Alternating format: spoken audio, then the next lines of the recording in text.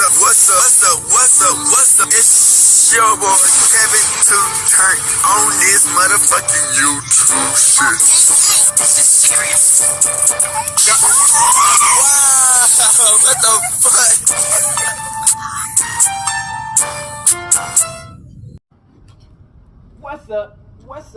What's up? It's your boy Kevin turn on YouTube shit. Hey man, we are lit. Today, it's motherfucking day. Straight outside, big crib in the gang. Outside shit, man. Free Palestine, free Congo, Russia to your thing. In Texas, stand the fuck up. Each day is a new day to be a better version of yourself. Never let somebody bring you down. Always fight back. Never let somebody tell you are, but also never put yourself in a position alone. Stay humble. Let's get on the revolution, on this movement, and let's continue to fight. You dig what I'm saying?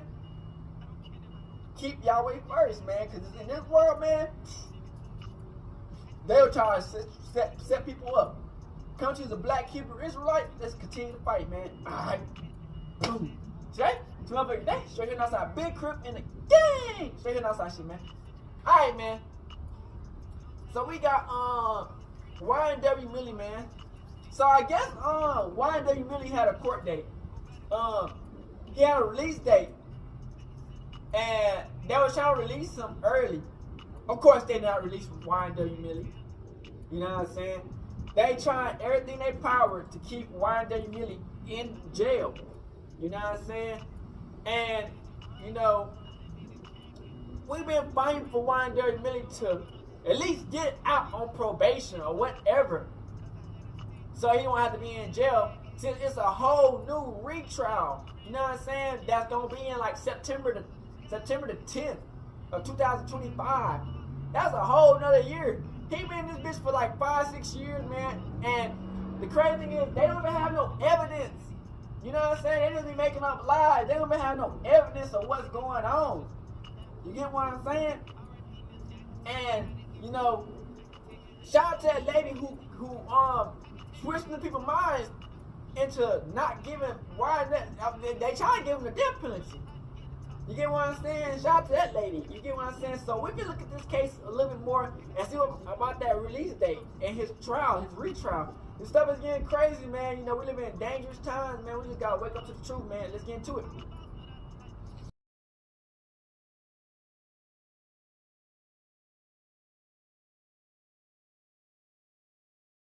Look at Y&W Melly get a trial release date. They trying to say Y&W Melly might get released, gang.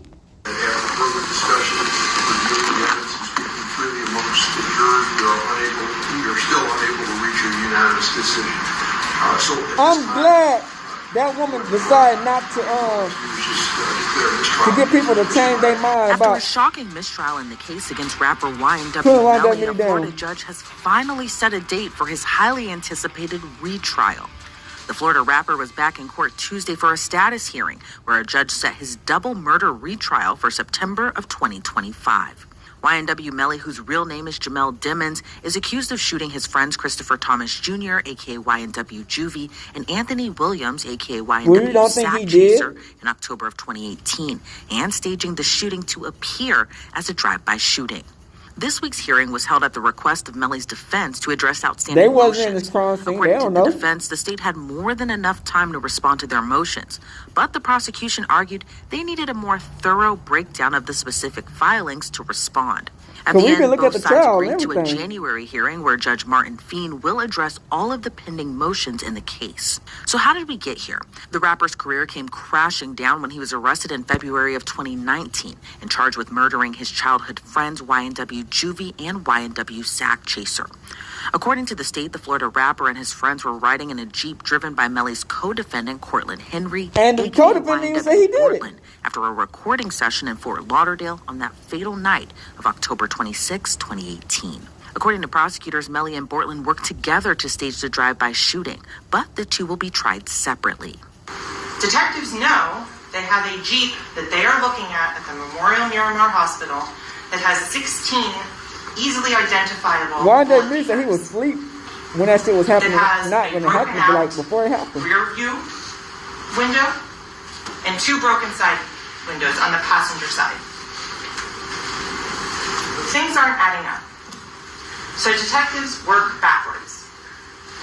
They are then able to determine that 805 Northeast 4th address, that it's a recording studio, and that the recording studio is equipped with cameras.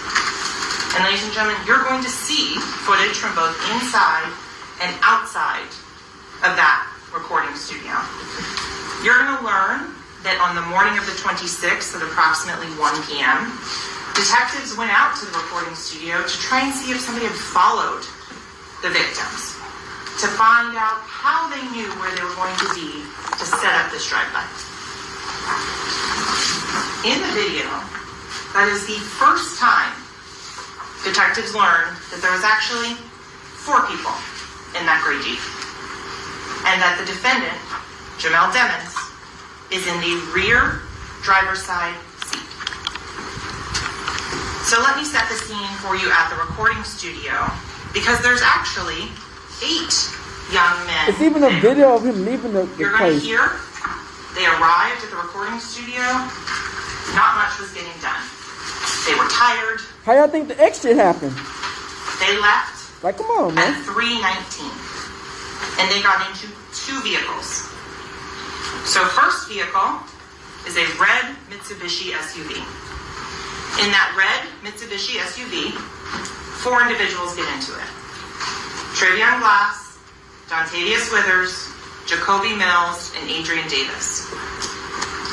They are in the red Mitsubishi. In the gray Jeep, you have the driver, Cortland Henry, rear driver's side passenger, Jamel Demons, Anthony Williams in the front seat, and Cortland Henry, again, the driver, Christopher Thomas in the rear. One person says, oh, it's at this location. One person says it's over here on the side of the road. Really been in jail for like Look at what the physical 5 years, evidence bro. shows, and that's what I would suggest to you as the most reliable things.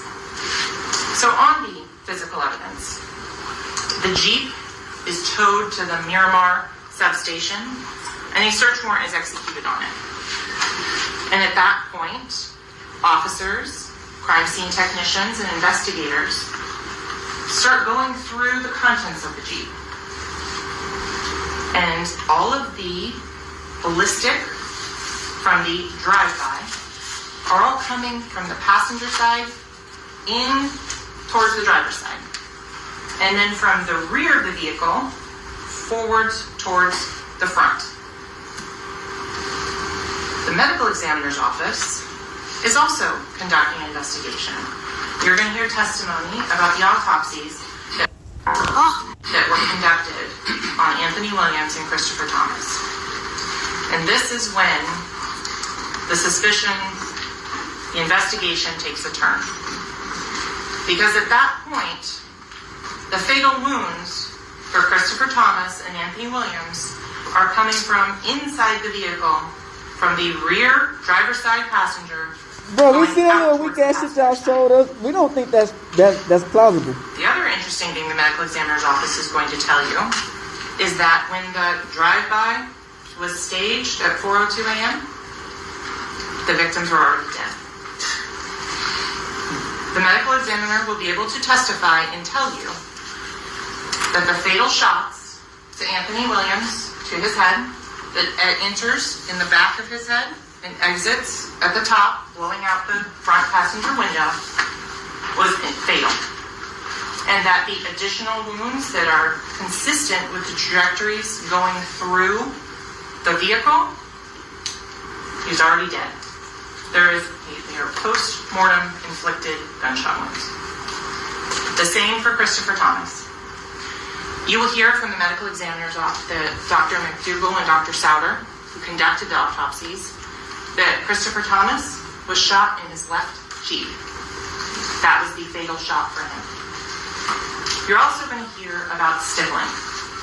Stippling is unburnt gunpowder that's ejected from the front of a firearm when a bullet is fired. So that is the same principle that comes to gunshot residue and the powder tattooing that you're going to hear about, the stippling. The bullet travels the furthest. The gunshot residue, So what the gun is powder that? tattooing, the stippling, creates a pattern. And from that pattern, the medical examiner's office can give an approximate distance. Where are the cameras Why at? not give an exact one? Because their firearm in this case was never recovered.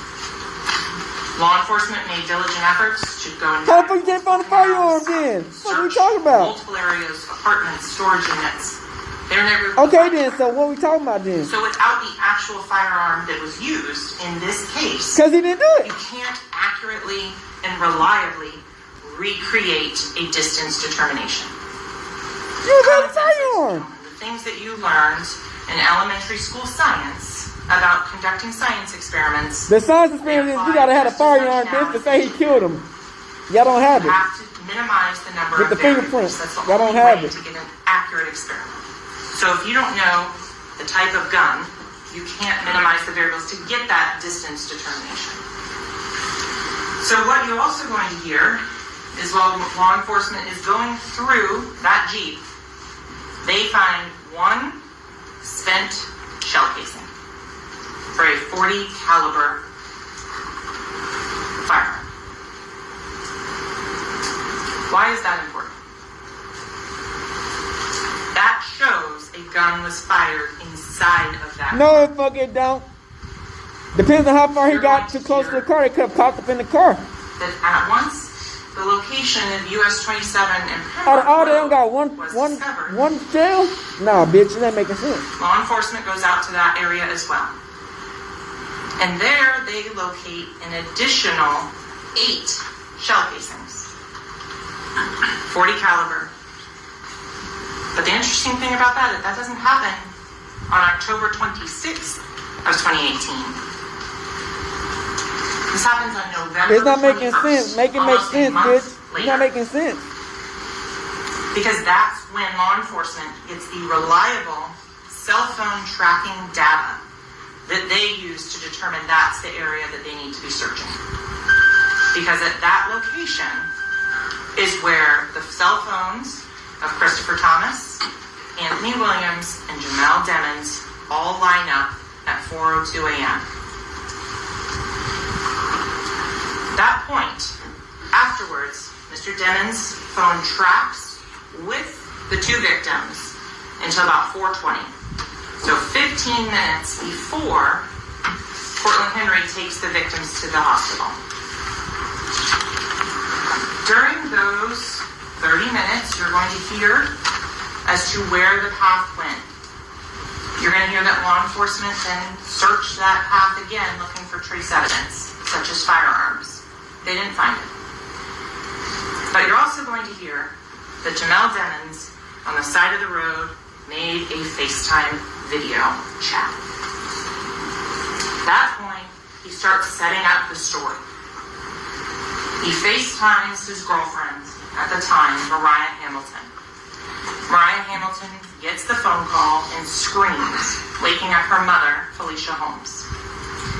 Felicia Holmes also sees the defendant, Jamel Demmons, on that FaceTime video call. And you're going to learn, ladies and gentlemen, that that's a data event on a cell phone. So, ladies and gentlemen, one of the things that I have to prove is the defendant committed a crime. And to do that, the state intends to show the evidence that the phone was there at the murder scene. And there were no other phones there. So y'all ain't got no gun. You'll see Y'all ain't got no camera in the proof. messages and the contents of those messages. The dude not Identify. snitching. This is not. Y'all really ain't got no Giving out case. that phone Y'all number are going off to of multiple people as theory. being his phone number. 772 You can't be like, the fuck? 9807. And to further prove that, the state is going to show you the Instagram, the Facebook, the Snapchat. Because contrary to popular belief, Snapchat doesn't disappear. And detectives were able to write a search warrant and get Ain't they contents just an of amendment? Snapchat. Shouldn't they go like, you know what I'm saying, in And trouble? there are things that are there, and Y'all there are be things exposing that your are own not. self, bitch. And so, ladies and gentlemen, specifically, the Instagram, the defendant during the course of the months of October of 2018 through December of 2018 gives out his phone number 15 times. says, "This is me," and all during the same time frame of October 26th of 2018, he's giving out that phone number. So one of the other elements that you heard about initially was that this was committed by a criminal gang member in furtherance of a criminal gang. So what you will learn from the evidence, from the Instagram, from the private messages, was that Jamel Demons is a member of the G Shine Blood Set. What that mean, though? This is not a stage personality. This What is does that not mean, an actor though? that's playing a character. This was his real life. Because he part of a gang, that don't mean he did anything, though. October 24th. Hey, we saying y'all part of the KKK. Jamel You know what I'm Demons saying? is Like, the learning fuck? the oath of loyalty to the G Shine Blood Set. You're going to see things in these messages that will be indicative of blood membership. For example, anytime a word would normally be spelled with a C, as in Charlie, What does that mean, though? they don't use that. They replace it with the letter B. Okay. So instead of saying, "I'm at the crib," they say, "I'm at the rib." Okay. Why, ladies and gentlemen? Because C is associated with cribs. B is for bloods. So if you look through all the messages, you will notice time and time again, What does that mean, though? Jamel Demons is dropping C's and using B's. And you're going to see pictures, you're going to see videos of the defendant doing something called stacking, which is a way to show a gang affiliation. Bro, y'all your own And to gang, though. broadcast Y'all it got to a whole gang. And this is not just in Like the fuck? music videos. This is not just in lyrics. Because we're not going to get into We that. got a group of lawyers That's trying to take a nigga artistic down. That's a gang. The fuck? That's Y'all not why don't we're talk a here language. today. We're here because the defendant murdered 2 individuals. We don't know that. So in summary, the last thing I want to tell you that the evidence will show is that in the Instagram, because the defendant had a moderate social media following at the time of these events, people are reaching out to him. Some fans, some friends, some associates. You'll see on October 26th, after about 8 a.m. in the morning, Eastern time, multiple messages are coming in. Messages are coming in from individuals checking to see if he's okay, if he's been injured in this drive-by. If it's true that Anthony Williams, who's also sometimes referred to as Sept, and Chris Thomas, who is referred to as Juvie, are really dead. One individual, and specifically, sends out, and I want to quote the message exactly that you will hear, and says, right after this, "Yo, homie, you good? Let me know something." And so, ladies and gentlemen, this is where context matters. What does that mean?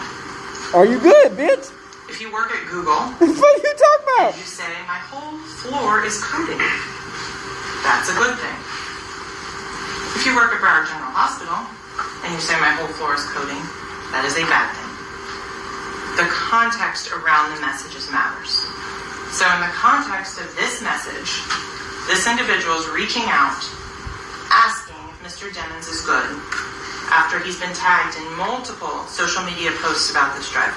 Yeah, they asked me if you okay. What's up? This shooting. And Mr. Demons responds very succinctly, "I did that." Shh. Ladies and gentlemen, at the conclusion of the evidence, That mean he got out the state is paint. confident What are you talking about? that you will find the defendant guilty as charged of the first-degree murder of Christopher Thomas and Anthony Williams. Thank you. Hell no, we ain't But going for that defense, when it shit. came time for their opening statement, they claim Melly had no reason to shoot his friends. The fuck? Prosecutors are He has no given you good. He did that twice. Yeah, he got the paint. endless resources The fuck? to perform their mission of pursuing justice. But that's not what occurred here. What they will bring you is a case that is riddled with reasonable doubt, that is founded on an incompetent and incomplete investigation, and the exercise of poor judgment at every turn. The state cannot prove beyond a reasonable doubt. They ain't got no gun. They ain't got no video evidence. That nigga not snitching. There is a reason. What are we talking about? We going for messages and hearsay. You recall Miss Bradley, some of you may recall, during jury selection, going to great lengths to let you know that she does not have to prove motive. And she's right about that. The law doesn't require her to prove motive. But you know what does require motive? A young man to wake up one day and decide that he's going to kill two of his best friends. Best friends that he grew up with, best friends that he hangs out with, best friends who he lives with, best friends whose careers he was trying to launch alongside his own. They have no reason for why he would do this. Because there is no reason. And if there's no reason, it doesn't make sense.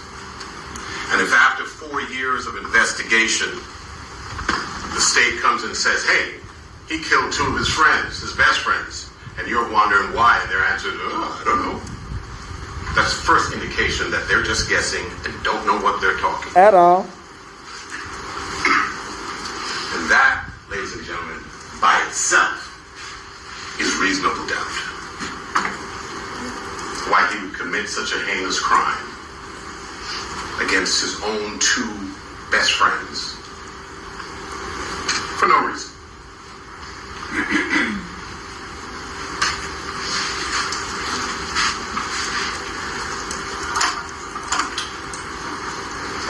What happened here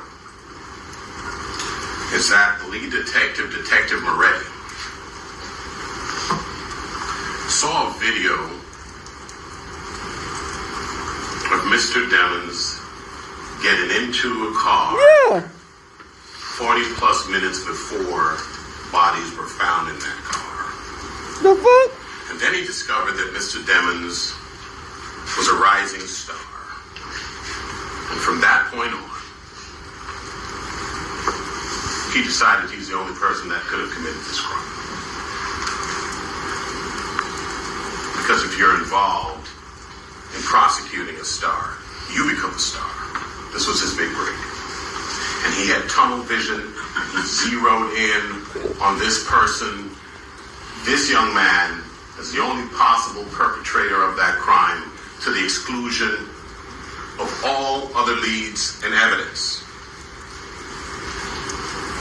There's a difference between cases that are investigated and cases that are fabricated. When a case is investigated, the state uses all its resources, its investigators, its experts, and all its energy to identify leads and run them to ground. That's what occurred here. And there's a reason why I say that. There are a number of leads that you will discover that were identified by the officers, but were either completely ignored or given short shrift. I'm going to let you know, run through a few of them by way of example. Let's start with the most obvious. Henry. Now, Miss Bradley started her opening statement by describing some of the lies that he told, as though to impute them to Mr. Demons. Those were not Mr. Demons' lies. Those were his lies. Henry shows up at Memorial Hospital Miramar. And you don't see him sitting there, but where you will see him sitting is in the driver's seat of a car with 2 dead bodies, car riddled with bullets. And when he shows up with a change of clothing, change of shirt, gunpowder residue on his hands, evidencing that he had discharged a firearm. And he lies. He lies about where the incident occurred. He lies about how it occurred. And he lies about not having a phone. I think it was Miss Bradley herself who said, everybody has a phone in his pocket.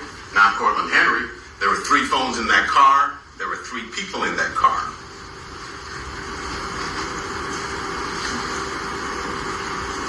So they take him at his word, despite suspicious circumstances, and they let him go on his way. They soon discover that he's lying about the location of this incident, and they went back to him, and they label him a victim. And they said, we know you're scared. Tell us what happened. He lies to them again. They let him go. And they know where he went. They know the location that he went. They know the house that he went to right after.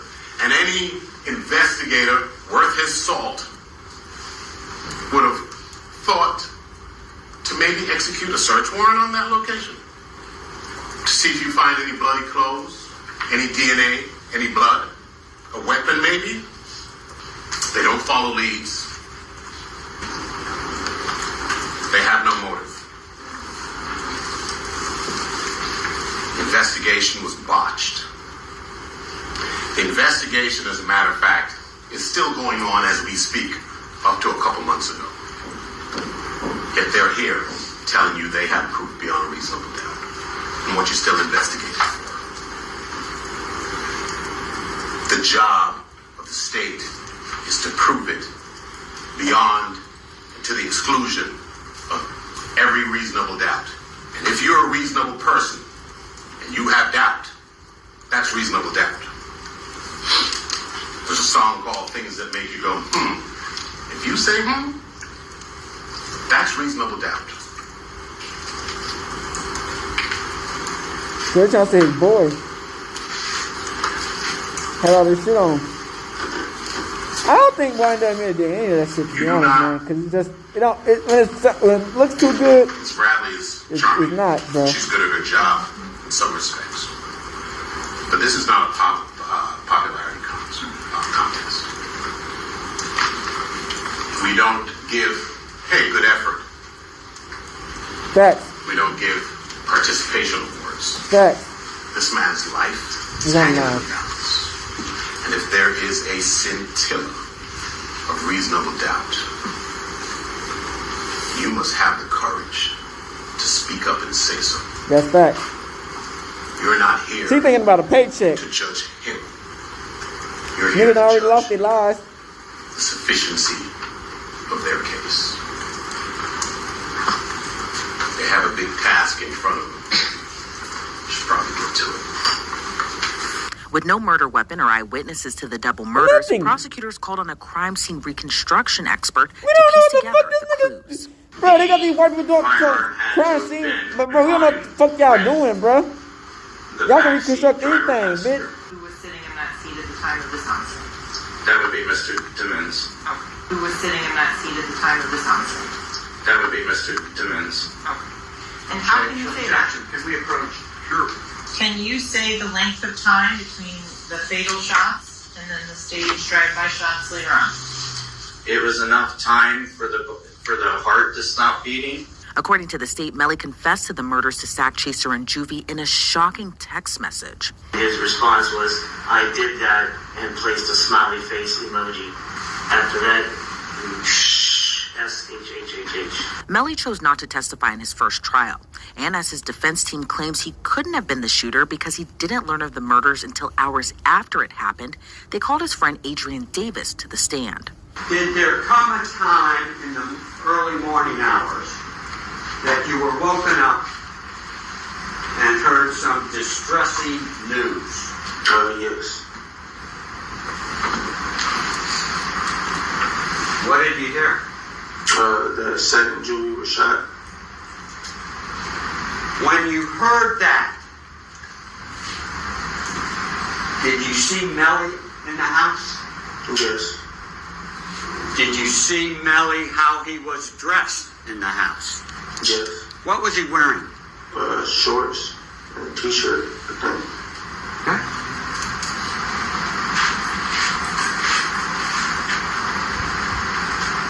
Upon hearing that Sept and Julie, and I really should use the correct names, Anthony Williams and Christopher Thomas, were shot. What did you guys do? We were already dressed and stuff, so we just left with Fredo's house. Was anybody upset or crying? Yeah, we all were crying. Was this young man crying? Yes. After 3 days of deliberations, the Florida jury couldn't come to a verdict. The juror inquiry form. It indicates that after further discussions, reviewing the evidence and speaking freely amongst the jurors, we are still unable to reach a unanimous decision. So at this time, what I'm going to do is just declare mistrial because it's mistrial. But the road to retrial has been anything but smooth sailing for either side after several delays. Then more twists in the case. The lead prosecutor, Christine Bradley, was yanked off the case. In September of 2023, Melly's defense filed a motion to dismiss the case, claiming the prosecution withheld key evidence regarding lead detective Mark Moretti. According to court documents, the rapper's defense team alleged the prosecution didn't disclose Moretti performed an illegal search warrant when he confiscated the phone of Melly's mother, Jamie King, as evidence due to the search occurring outside of his jurisdiction. He was also accused by the defense of using excessive force to confiscate the phone. And it all came to a head when Broward County Assistant State Attorney Michelle Boudreaux testified in a hearing. She overheard Moretti ask a deputy to lie about being present during his execution of the warrant. At that point in time, Detective Moretti was on the other side. He brushed against Mr. Trackman, and not intentionally, but eventually was able to get the phone from him. They took it off the whole case because he was lying. And during that, she There was hiding evidence of how he could not done it. She yelled. Okay.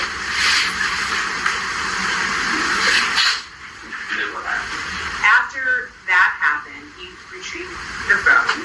Miss King and Mr. Trackman left the room. Upon leaving the room, probably within maybe See how shit works out, man. Deputy Burrell. She was trying to get that nigga locked up on purpose. Was he in the room when the warrant was served? He was not. Was there any BSO deputy in the room when it was served? There was not. Was there anyone in the room authorized to serve the warrant in the courthouse in the room? There was not. If it had been exigent, then You yes. see it, bro? But there was no exigent circumstances. Y'all gonna expose it all, man. Detective Moretti created the exigency. Okay, so he could have waited for the deputy to come before he decided to serve. Correct.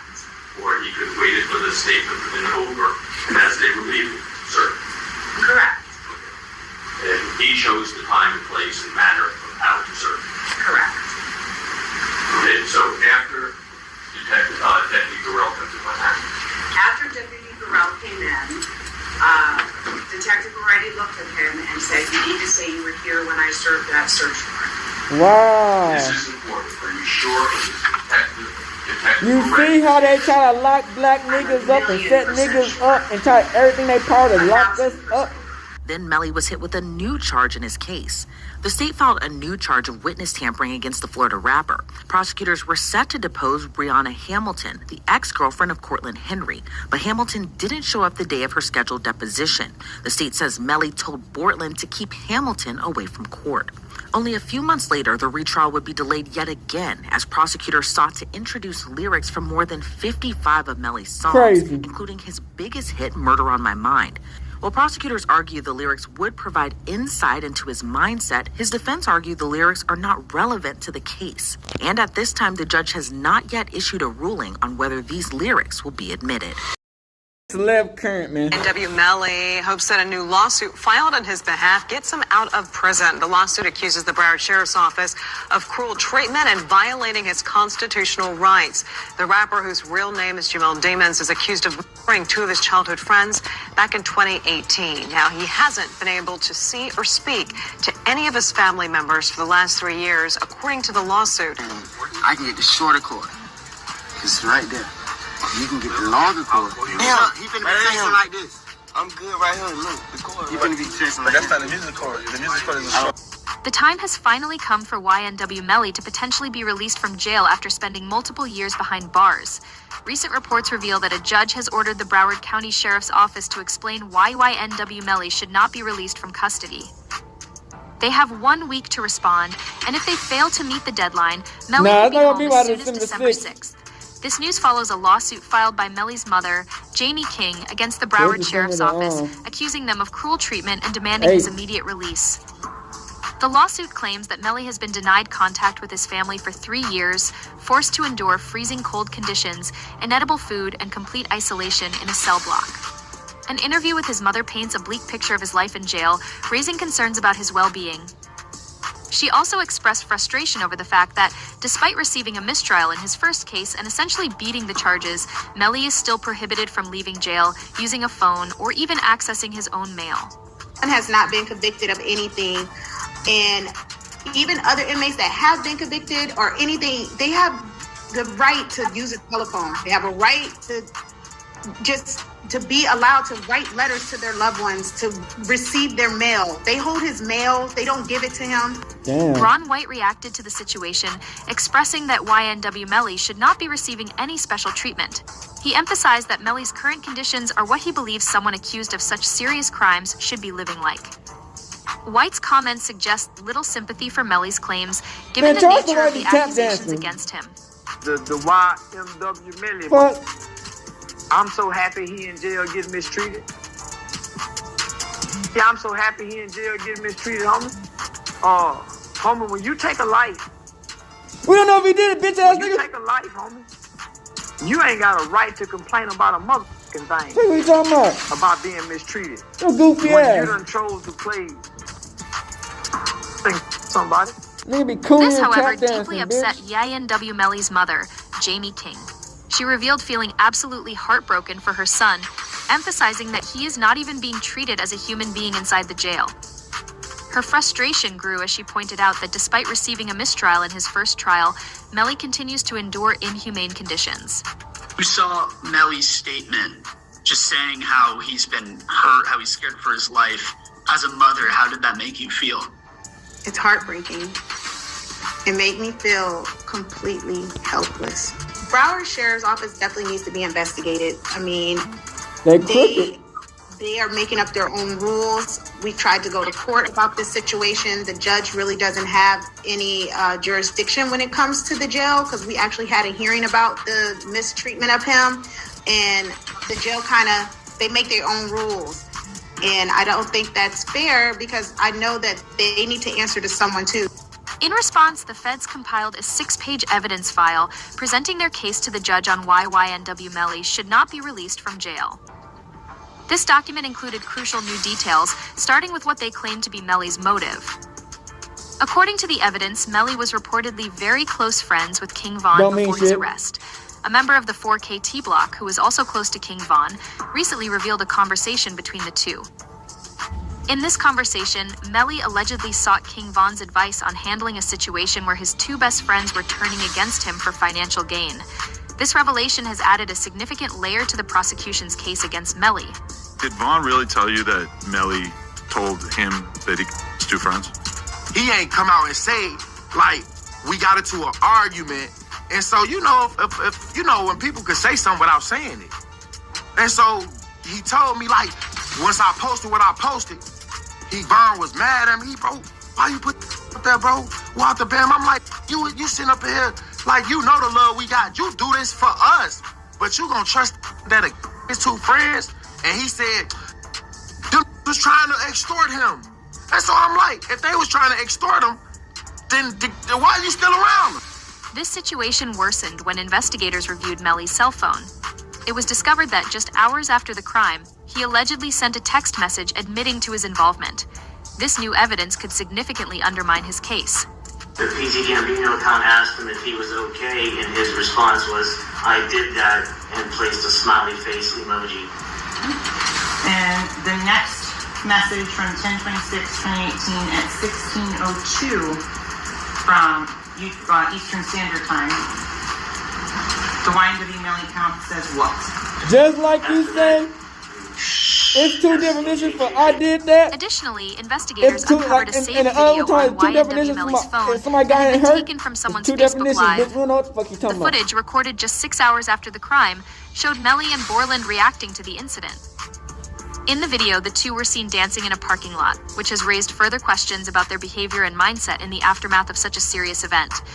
This discovery has added even more weight to the evidence against Melly.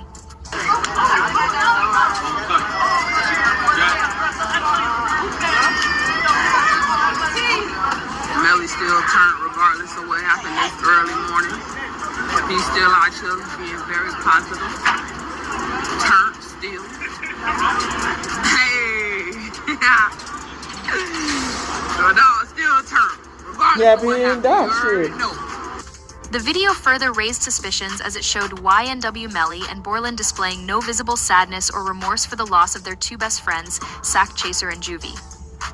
Their lack of emotional response led the lead prosecutor to delve deeper into the physical evidence of the crime, particularly focusing on the Jeep they were driving. During the original trial, Sergeant Williams testified that the forensic evidence ruled out the possibility of a drive-by shooting, challenging the defense's claims and pointing to a more intentional act. This revelation has become a critical piece of the case against Melly. You said 17 outside the car. How many rounds were inside the car? 3. And can you exclude the for Mr. Williams and Mr. Thomas as coming from outside of the car? Yes. From the driver's side back seat. As to the shot that Christopher Thomas, where did that emanate from? Driver's side back seat. Okay. Is it possible for there to have been 2 inside that car? No. Why not? There is no time assignment, which is to determine if this is a driver. And my determination was that this is not a drive-by. Bitch, you don't know what happened. Bitch, you just making up shit. Just because you talking, you created some shit, you just making up some shit. You don't know what the fuck you talking about, bitch. Rounds are done. One. You just make up anything and say somebody did some shit. Stationary position.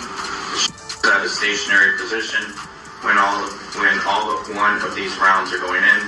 The one round that has some movement in it, which is round site L here, the actually moving in that to create the little bit of a that you see there. Okay, a lot of information in that answer, so let's break it down a little bit. You mentioned so I'm gonna zoom in on. Sergeant Williams further revealed that the crime must have occurred inside the Jeep they were driving, contradicting earlier claims of a drive-by shooting. If the person will lie, he will lie. YNW Melly you know what I'm saying? They kicked the other lady off. Juvie's mother took the stand. If she will lie, he will lie. Having known all 4 YNW members for over a decade, she provided a detailed account of who was present in the vehicle, adding a personal and emotional layer to the trial's proceedings. Her testimony reinforced the prosecution's narrative and added significant weight to their case. And are you related to one of the victims in this case? Yes, I know. How's it? I'm his mother. And who is that? Christopher Thomas. Ms. Phillips, did you see who entered into the occupants who entered into that gray Jeep? Mm-hmm. And is that a yes? Yes. Do you recognize where your son entered that gray Jeep? Yes. Which seat, if you can identify for the jury? He got in the back seat on the right-hand side. Did you recognize the individual that got into the back seat on the left side, the rear driver's side? Yes. And who was that individual? Jamel. And Jamel, is that the defendant Jamel Demons? Yes, ma'am. As the evidence files were presented, it was reported that YNW Melly's mother appeared visibly terrified, a reaction reminiscent of her fear during Melly's original trial. Following Melly's mistrial, his lawyers had requested that he be granted bond or placed under house arrest, hoping for his immediate release. However, the judge swiftly denied the request, ordering Melly to return to jail. This decision left his mother in tears, underscoring the emotional toll the ongoing legal battle has had on her.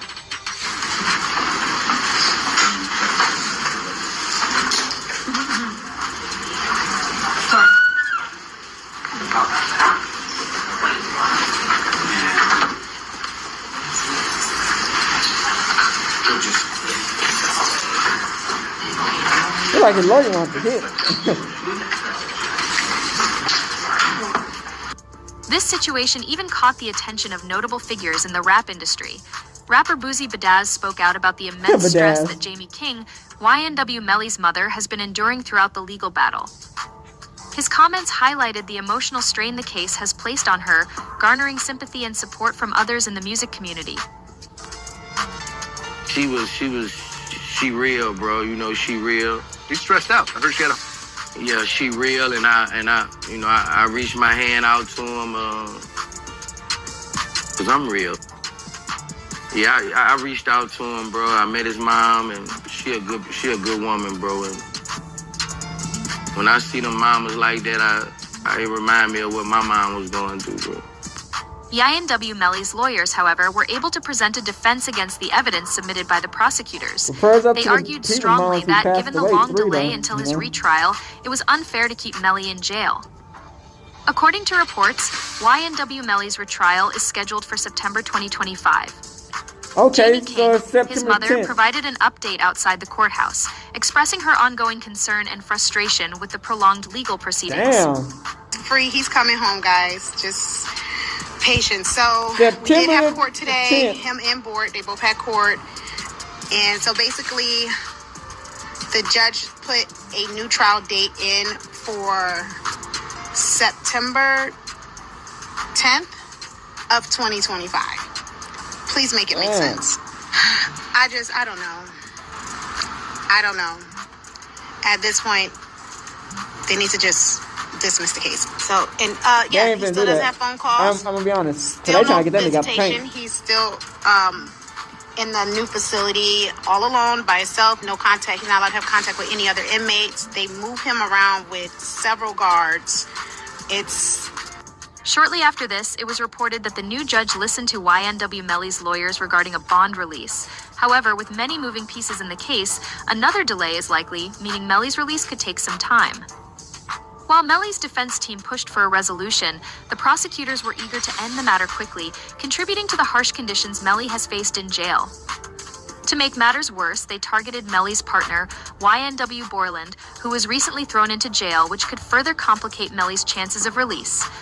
Co-defendant YNW Borland was booked into a Miami jail Monday night and is being held behind bars on an out-of-county warrant. We just confirmed the warrant is out of Broward County for witness tampering.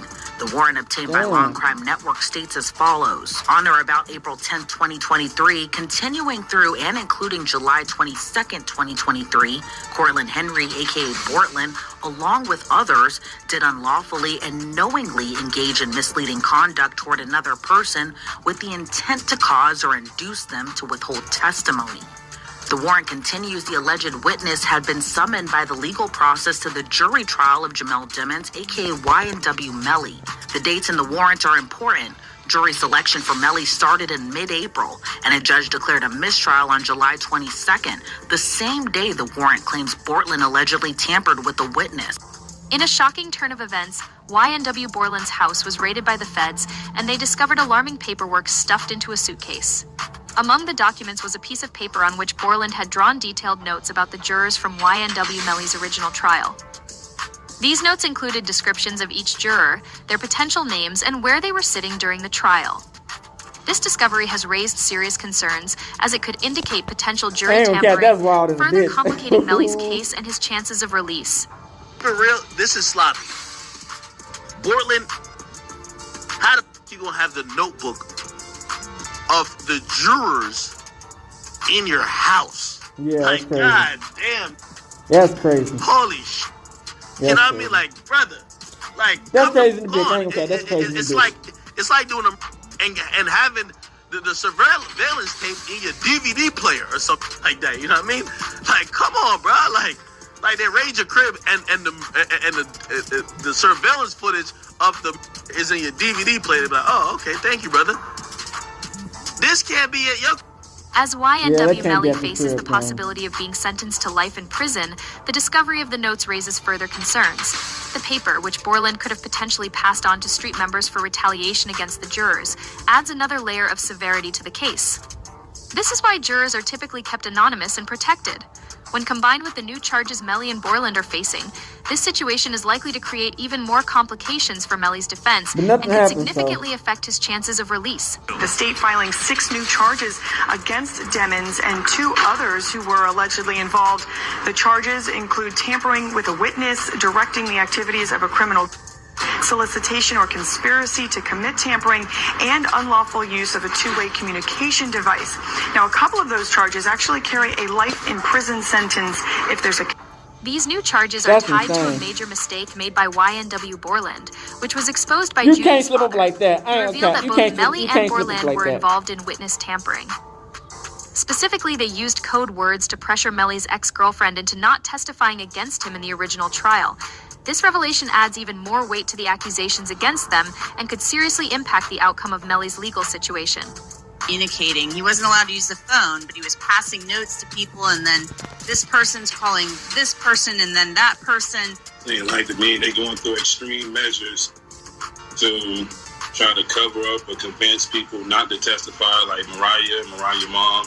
They was using code words like Rihanna and A$AP Rocky's baby mom. And YNW Melly's mother has been actively working to secure her son's release from jail. According to reports, a judge has ordered the Broward County Sheriff's Office to provide an explanation as to why Melly should not be released. They have 1 week to respond, and if they fail to meet the deadline, Melly could be free by December 6th. This comes after a new lawsuit was filed, with Melly suing the Broward Sheriff's Office for cruel treatment and demanding his immediate release. He also claims that he has been denied the opportunity to see or speak with any family members for the past 3 years. This situation has left Melly's mother devastated. She described his jail cell as cold, with no edible food and no human contact, creating a grim and isolating environment. She paints a disturbing picture of his life behind bars, suggesting that Melly might not last much longer under these conditions. Despite essentially beating the case after receiving a mistrial, Melly wasn't granted house arrest and was instead ordered to return to his cell, where he's denied basic privileges like phone calls and even the ability to view his own mail. Jamie, the story that Dontavius Withers initially gave to the police raises significant concerns. At first, he claimed that he and Melly were in the red Mitsubishi when they left the studio, but later, after it was proven that he lied about his whereabouts, his story changed. The new version of events, where Melly was initially in the Jeep and then switched cars later on, only adds complexity to the case. That's what I heard 3. Withers' changing testimony, especially the fact that he was later found with Melly at Fredo Bang's house, suggests that there may have been an effort to cover up or distort the truth. The lie about not knowing where Melly was and the conflicting details about their movements only deepen suspicions surrounding Melly's involvement in the crime. The evidence provided, including the security footage, cell phone records, and the discovery of a .40 caliber shell casing inside the Jeep, strongly supports the theory that the crime occurred inside the vehicle and not as a drive-by. The shell casing found in the back seat where Melly was sitting, along with the lack of any shell casings found outside the car, contradicts the idea of a drive-by shooting. Maybe they had a motherfucking This crucial shell piece of kicker. evidence points to the The one that likelihood that the popped shots out, were you know what I'm fired from saying? within the vehicle, implicating Where Melly the and other shells potentially at? Portland. Cell phone records further support this by confirming their locations and movements during the critical time frame. The details about the Jeep's route and the timing of the cell phone separation suggest that Melly and Portland might have been attempting to align their stories before going to the hospital. The FaceTime call where Melly claims they were victims of a drive-by further suggests that he was trying to mislead authorities about the events. The combination of these facts paints a troubling picture of Melly's involvement in the crime. The conflicting statements from witnesses and lies during the investigation raised suspicion, prompting law enforcement to act quickly. YNW Melly's public grieving on social media, claiming that jealousy led to the deaths of his friends, added to the complexity of the case. His continued public career, despite the tragic events, raised eyebrows, especially when he released a documentary that included personal details about Sack Chaser and Juvie, alongside his obsession with guns. The documentary's mention of how Melly and his friends were targeted in a drive-by just days after filming only deepened the mystery. Additionally, the release of the video where Melly explained the lyrics to his song Murder on My Mind, in which he discussed his love for guns and denied being a human murderer, seemed to mirror the events surrounding the deaths, making it appear as though his music may have had a chilling connection to the crime. These details have only made the case more complicated and suggest a deeper involvement in the tragedy. YNW Melly's rise to fame was rapid, especially with the success of his hit song Mixed Personalities, which dropped in 2019 while he was still incarcerated on weed charges. The song went viral, and his collaboration with Cole Bennett, a major figure in the music video scene, helped him gain widespread recognition. Just as Melly's career was taking off, the murder investigation involving his two friends, Sack Chaser and Juvie, came to a head. On February 13, 2019, less than a month after his song's success, a warrant was issued for Melly's arrest for their murders. He turned himself in, continuing to claim his innocence despite the mounting evidence against him. His fame and his legal troubles collided, and the situation only grew more complicated as his career blossomed alongside the investigation. Shit, that was like 5 years ago. Allegedly, Sack Chaser and Juvie were pressuring YNW Melly over financial disputes, believing that the YNW Group and Business LLC was meant to be split evenly at 25% each among the four members. However, Melly and his manager, Borland, reportedly disagreed, feeling that Sack Chaser and Juvie didn't deserve equal shares since they weren't performing shows or selling merchandise. If you're familiar with King Von's past and his approach to handling conflicts, you can probably infer the type of advice he might have given to Melly. 2 weeks after the release of the warrant for YNW Melly's arrest, new evidence emerged that further implicated him in the murder of Sack Chaser and Juvie. Police discovered that YNW Borland, who was with Melly during the incident, had lied about the crime scene's location. Initially, Borland had claimed the shooting occurred on Southwest 160th Street, but a canine search of the area revealed no evidence. Further investigation led police to a more rural location, where the canine found 8.40 caliber shell casings and two types of glass matching the front and rear passenger windows of the Jeep. This discovery confirmed that the actual crime scene was not where it was originally reported. To solidify their findings, police conducted a trajectory analysis using rods and strings to map out the flight paths of the projectiles. The results showed that this could not have been a drive-by shooting, significantly weakening Borland's original account of events and providing further evidence that Melly may have been involved in the murders. As the investigation continued to unravel, the mounting evidence against YNW Melly and YNW Borland painted a chilling picture of what really happened that fateful night. With each new detail, the truth behind the murder of Sack Chaser and Juvie becomes clearer, and the case against them grows stronger. Thank you for watching, and don't forget to like, comment, and subscribe for more updates on... I'll be back. So y'all see from that motherfucker, man, he had a release date. They did not release that nigga on that date. You know what I'm saying? They trying to use that text message. He did it or whatever, man. We don't know what he was talking about. Just like they was trying to make up something like, oh, it's two different meanings for this and that. It's two different meanings for what he did it. You know what I'm saying? And the bitch who was making up the fight, she got kicked off the trial because she was hiding evidence of some of the FBI or some shit to make YNW Melly look good. So it just goes to show you the state is trying hard than a bitch to get YNW Melly out the paint. Now I ain't saying YNW Melly not letting them niggas, like, giving the niggas ammo, cause like, why the fuck would you give out paper of the fucking witnesses? You get what I'm saying? But at the end of the day, man, if he didn't do it, he didn't do it. We can't take nobody out or lock somebody out for something they didn't do. Cause we see countless of times of them locking up black people, black men and women for something they didn't do, or shooting them for something they did not do. You get what I'm saying? We live in a crooked, corrupt system. You get what I'm saying? That they don't want to see us win. You know what I'm saying? Because they know that we're God's chosen people. You know what I'm saying? And they gonna try everything they power to keep on putting their foot on our neck. And that's why we gotta fight back and look into these cases and not just give up our people so fucking easily. You get what I'm saying? Charleston White, man, he don't know what the fuck he talking about half the time.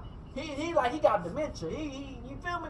So it's like halftime we got too many people who willing to work and do the white man's job for them. You get what I'm saying? We can't keep on falling for these traps, man. Locking and taking our people out for something they didn't do.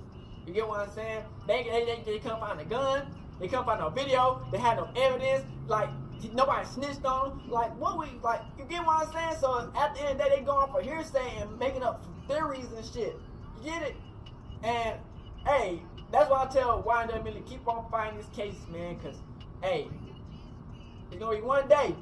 But we out this bitch. Hood, Northside, Big Crip, gang!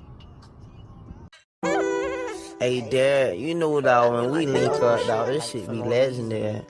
Even though this is instrumental, you the engineer on it, so Kodak everywhere.